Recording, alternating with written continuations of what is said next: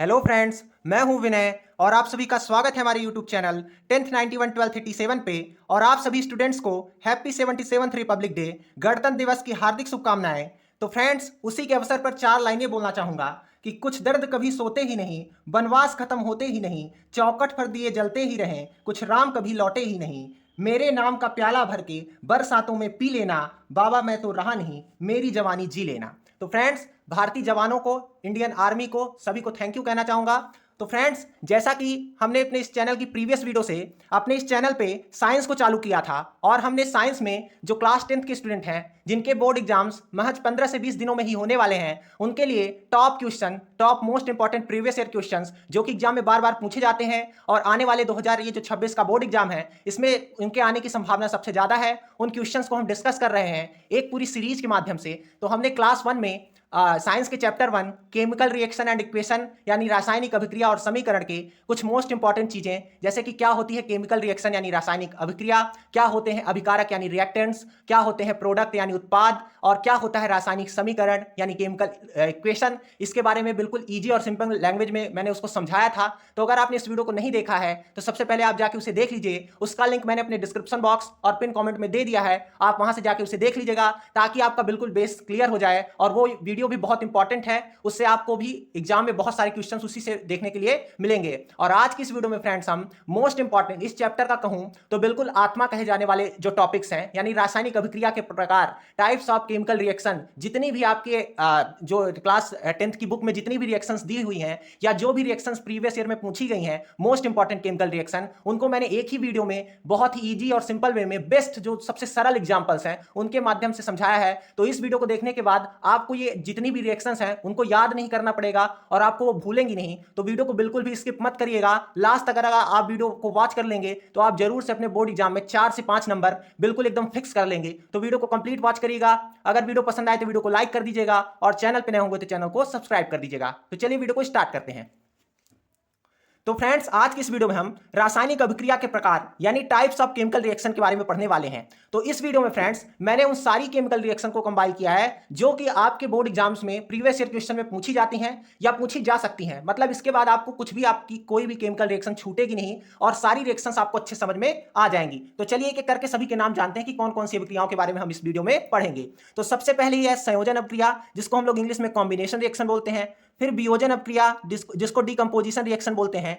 Then third number विस्थापन अभिक्रिया जिसको इंग्लिश में डिस्प्लेसमेंट रिएक्शन बोलते हैं। फिर फोर्थ नंबर द्विविस्थापन अभिक्रिया जिसको डबल डिस्प्लेसमेंट रिएक्शन बोलते हैं।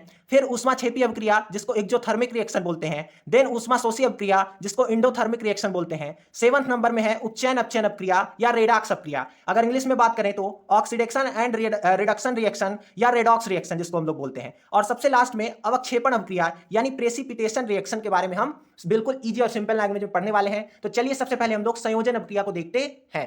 तो फ्रेंड्स, इस वीडियो में हम इंग्लिश और हिंदी दोनों लैंग्वेज में सारी रिएक्शंस को देखते हैं। तो सबसे पहले संयोजन अभिक्रिया यानी कॉम्बिनेशन रिएक्शन की बात करें तो अगर हिंदी में इसकी परिभाषा देखें तो जब दो या दो से अधिक पदार्थ मिलकर एकल उत्पाद बनाते हैं तो उसे संयोजन अभिक्रिया कहते हैं। मतलब जब दो हमारे अभिकारक यानी दो पदार्थ कहूं, अभिकारक कहूं, रिएक्टेंट्स कहूं, मिल करके एक पदार्थ बना लें तो उसे हम लोग बोलेंगे संयोजन अभिक्रिया। अगर इंग्लिश में बात करें तो the chemical reaction in which two or more than two element or compound combine to form a one compound it's called combination reaction। अब आइए इसके एग्जांपल को देखते हैं ताकि इसको हम और अच्छे से समझ पाए।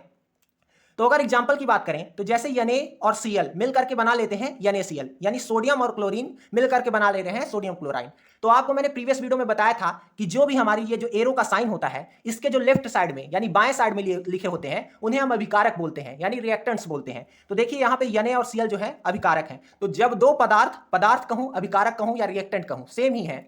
तो जब दो पदार्थ मिलकर के एकल उत्पाद बनाते हैं यानी एक पदार्थ बना लें, देखिए Na और Cl मिलकर के बना लिए NaCl, तो वही होगी हमारी संयोजन अभिक्रिया। सबसे इजी एग्जांपल मैंने इसमें लिए हैं, जैसे Na + Cl = NaCl, C + O2 = CO2, यानी कार्बन और ऑक्सीजन मिलकर के क्या बना लेते हैं, कार्बन डाइऑक्साइड। इसी प्रकार से 2H2 + O2 = 2H2O, यानी हाइड्रोजन और ऑक्सीजन मिलकर के बना लेते हैं जल। तो आई होप आप संयोजन अभिक्रिया को समझ गए होंगे कि जब दो पदार्थ मिलकर के एकल उत्पाद बनाते हैं यानी एक पदार्थ बनाते हैं, जब दो रिएक्टेंट्स मिलकर के एक प्रोडक्ट का निर्माण करें तो वही होगी हमारी संयोजन अभिक्रिया। अब फ्रेंड्स, इसका जस्ट अपोजिट होती है वियोजन अभिक्रिया यानी डीकंपोजिशन रिएक्शन। तो आइए इसको भी देखते हैं। तो अगर हम वियोजन अभिक्रिया की बात करें तो वह अभिक्रिया जिसमें एक पदार्थ टूटकर दो या दो से अधिक पदार्थ देता है उसे वियोजन अभिक्रिया कहते हैं। अगर इंग्लिश में बात करें तो the reaction in which one compound breaks into two और मोर देन टू एलिमेंट और compound is called decomposition reaction. उसमें फ्रेंड्स संयोजन में दो मिलकर के एक पदार्थ बनाते थे, इसमें एक टूटकर दो पदार्थ दे देगा, मतलब उसका जस्ट उल्टा।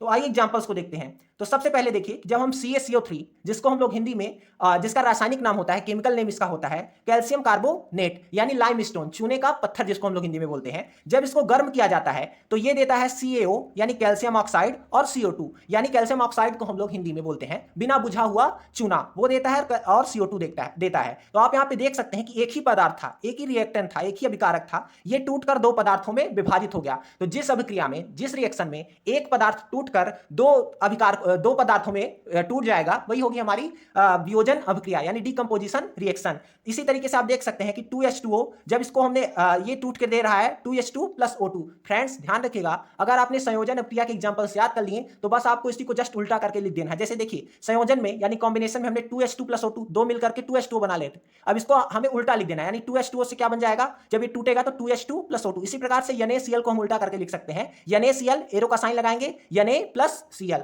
तो ये हो जाएगा हमारा। तो आई होप आप संयोजन और वियोजन अभिक्रिया को अच्छे से समझ गए होंगे। अब आइए चलिए आगे की रिएक्शंस को देखते हैं। तो फ्रेंड्स आइए नेक्स्ट रिएक्शन यानी विस्थापन अभिक्रिया जिसको इंग्लिश में डिस्प्लेसमेंट रिएक्शन बोलते हैं उसके बारे में देखते हैं। तो फ्रेंड्स इसके नाम से ही स्पष्ट है कि विस्थापन का मतलब होता है हटाना और हटाकर खुद वहां पे आ जाना।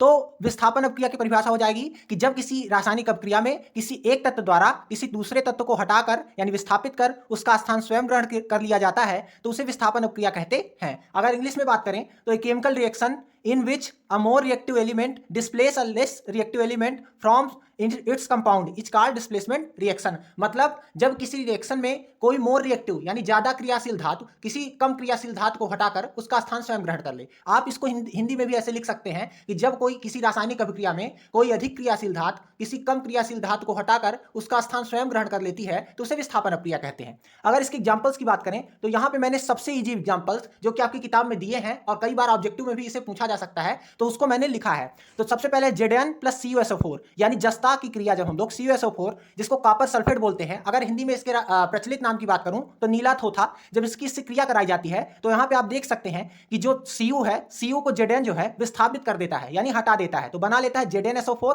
+ Cu यानी Cu को Zn विस्थापित कर देता है, हटा देता है और उसको हटा करके उसका स्थान स्वयं ग्रहण कर लेता है। यानी Zn जो है ज्यादा क्रियाशील धातु है, मतलब मोर रिएक्टिव एलिमेंट है, और यहाँ पे जो है Cu जो है वो कम रिएक्टिव एलिमेंट है, तो इसको हटाकर इसका स्थान स्वयं ग्रहण कर लेता है, बना लेता है जिंक ZnSO4 + Cu। इसी प्रकार से Fe की जब क्रिया हम लोग कराते हैं यानी लोहा की क्रिया CuSO4 से, तो ये बना लेता है FeSO4 + Cu यानी Fe जो है वो Cu को हटाकर उसका स्थान स्वयं ग्रहण कर लेता है। अब आइए इसकी जस्ट आगे की रिएक्शन यानी द्विविस्थापन अभिक्रिया जिसको इंग्लिश में डबल डिस्प्लेसमेंट रिएक्शन बोलते हैं के बारे में जानते हैं।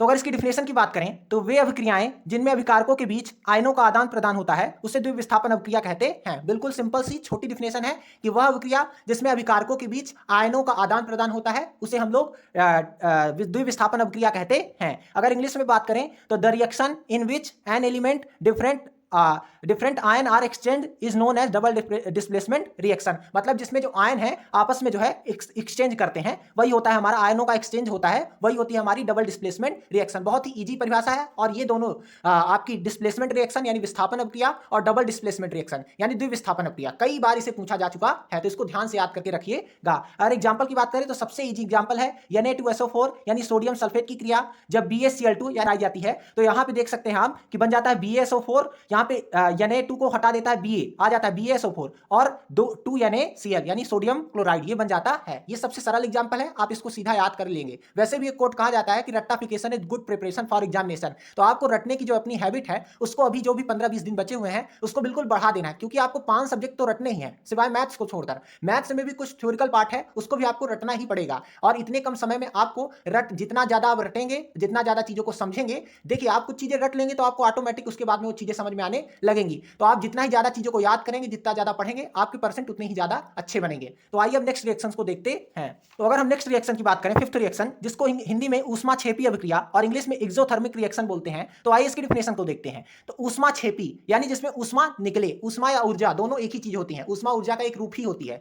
तो वह रासायनिक अभिक्रिया जिसमें उत्पादों यानी क्रियाफल यानी प्रोडक्ट से ऊष्मा निकलती है, उसे ऊष्माक्षेपी अभिक्रिया कहते हैं। अगर इंग्लिश में बात करें तो वेरी इजी डिफिनेशन है इसकी कि अ reaction in which heat is released along with the formation of product is called exothermic reaction. मतलब इतना भी आप बता सकते हैं कि the reaction in which heat is released, मतलब जहां ऊष्मा जो है निकले, वह अभिक्रिया जिसमें ऊष्मा निकले ऊष्माक्षेपी अभिक्रिया कहलाती है, एक्सोथर्मिक रिएक्शन कहलाती है। और इसके एग्जांपल की बात करें तो देखिए फ्रेंड्स, CaO जिसको हम लोग कैल्शियम ऑक्साइड या कली या चूना बोलते हैं, चूना जो कि हम लोग पुताई के लिए भी इस्तेमाल करते हैं, जब इसको हम लोग पानी के साथ अभिक्रिया कराते हैं यानी H2O जल में मिलाते हैं, तो आप देख सकते होंगे कि जब हम चूने का पैकेट लाते हैं और उसको पानी में डालते हैं तो बुलबुले छोड़ता है, वो पानी जब डालते हैं तो बुलबुले छूटते हैं। और अगर हम बहुत देर तक चूने के पानी में अपना हाथ डाले रहें तो हमारे हाथ की जो चमड़ियां हैं वो सिकुड़ जाती हैं, यानी उसको हल्का हल्का बर्न कर देता है, जला देता है, क्योंकि उसमें साथ में क्या निकलती है, बहुत सारी ऊष्मा भी निकलती है। तो जब CaO की क्रिया H2O से कराई जाती है तो बन जाता है CaOH का होल ट्वाइस प्लस ऊष्मा। आई होप आप इसको समझ गए होंगे। इसी प्रकार से जब मैग्नीशियम को ऑक्सीजन में जलाया जाता है तो बन जाता है मैग्नीशियम ऑक्साइड। आप ये क्वेश्चन है भी कि मैग्नीशियम रिबन को जलाने से पूर्व साफ क्यों किया जाता है, तो उसको भी मैं आगे कराऊंगा। तो आप इसको डायरेक्ट आप याद करेंगे कि 2mg + O2 = 2mgO। उसके बाद जब मैं आपको केमिकल इक्वेशन को कैसे बैलेंस करते हैं वो बताऊंगा, तो वो आपको अच्छे से समझ में आ जाएगा।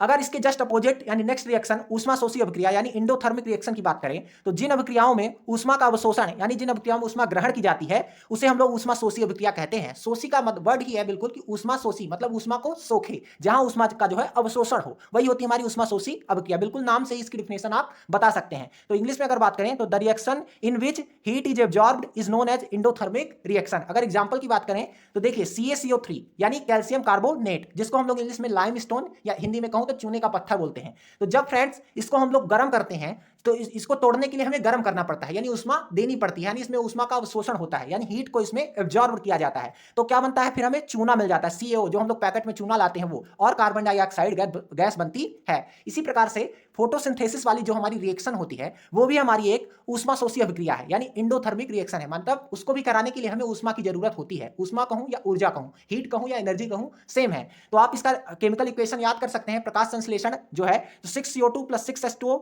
सूर्य का प्रकाश यानी सनलाइट, और फिर नीचे रहेगा पर्णहरिम यानी क्लोरोफिल। प्रकाश संश्लेषण की क्रिया जो हरे पौधे हैं उनमें होती है और उनकी जो पत्तियां होती हैं उनके माध्यम से होती है, उनके हरे जो रंग होता है। तो आप इसको देख सकते हैं कि क्या बन जाता है, C6H12O6 यानी ग्लूकोज और ऑक्सीजन गैस बाहर की ओर निकल आती है, जिसको हम लोग यूज करते हैं। पौधे जब अपना भोजन बनाते हैं तो जो है ऑक्सीजन गैस छोड़ते हैं और भोजन बनाने के लिए कार्बन डाइऑक्साइड गैस लेते हैं हमसे, जो कि हम लोग छोड़ते हैं। तो आई होप आप ऊष्मा क्षेपी और ऊष्मा शोषी अभिक्रिया यानी एक्सोथर्मिक और इंडोथर्मिक रिएक्शंस को समझ गए होंगे। तो आइए आगे की रिएक्शंस को देखते हैं।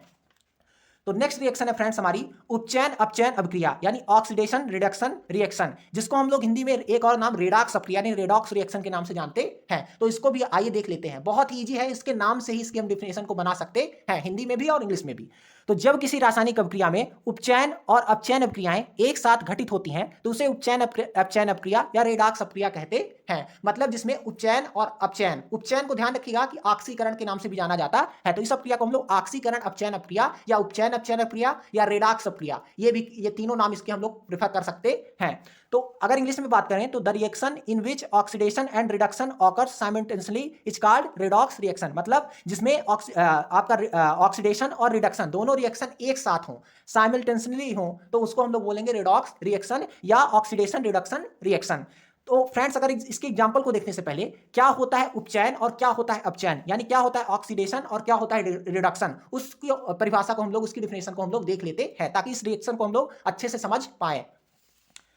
तो फ्रेंड्स सबसे पहले अगर हम उपचयन की बात करें, जिसको हम लोग उपचयन या ऑक्सीकरण कहते हैं, उपचयन अभिक्रिया या ऑक्सीकरण अभिक्रिया, जिसको इंग्लिश में ऑक्सीडेशन रिएक्शन बोलते हैं, तो इसका सिंपल सा मतलब है कि जिन अभिक्रियाओं में ऑक्सीजन का योग होता है उसे उपचयन या ऑक्सीकरण अभिक्रिया कहते हैं। मतलब जिन अभिक्रियाओं में ऑक्सीजन जुड़े वो होती है हमारी उपचयन या ऑक्सीकरण अभिक्रिया, ऑक्सीडेशन रिएक्शन।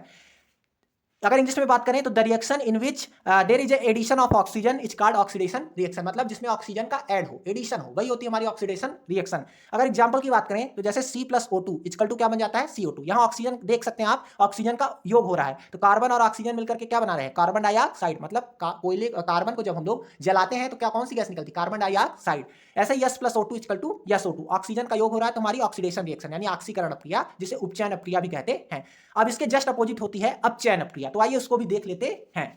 तो अगर हम अपचयन अपक्रिया यानी रिडक्शन रिएक्शन की बात करें तो जिन अभिक्रियाओं में ऑक्सीजन की कमी होती है, मतलब जिनमें ऑक्सीजन को हम लोग हटा देते हैं, कमी होती है, वही होती है अपचयन अपक्रिया। इंग्लिश में बात करें तो the reaction in which there is a loss of oxygen is called reduction reaction. देखिए रिड्यूस का मतलब होता है कमी करना, अब काहे की कमी होगी, रिडक्शन रिएक्शन है तो ऑक्सीजन की कमी होगी, उसी का जस्ट अपोजिट। तो जैसे ZnO यानी जिंक ऑक्साइड की क्रिया जब हम लोग कार्बन से कराते हैं तो जो हमारा ऑक्सीजन है निकल जाती है, तो Zn प्लस CO बन जाता है यानी कार्बन मोनोऑक्साइड।